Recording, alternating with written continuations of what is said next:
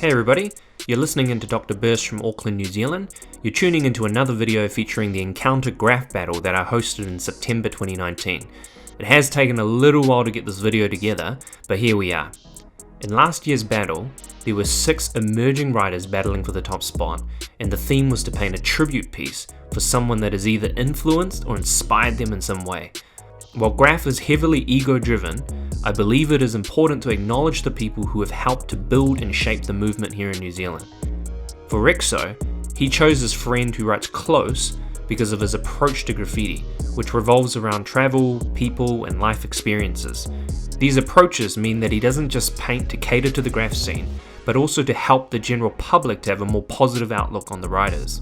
For Karvs, his dedication goes out to Fat One TMD because of his style, colour schemes, and burner productions.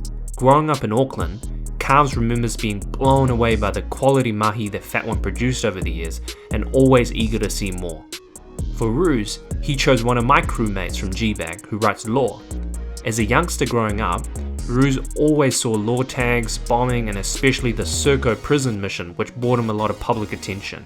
Done with simple colours and lettering, in his eyes, law is a real G in the graph game. Neko's tribute goes out to Shine from USP, who passed away some time ago. Knowing that we're never going to see his name painted on the streets again, painting this piece was an important way for Neko to show respect to one of our fallen soldiers in the scene.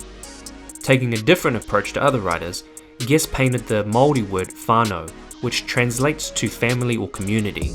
This was his way of making a dedication to all his family and friends who have helped him in his graph journey.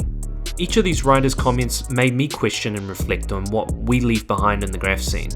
To me, a measure of a writer's real impact on the scene is not just how much graph you did, but also when you see the next generations coming through, how much stylistic influences, ideas or approaches to graph did you leave behind for them to expand on.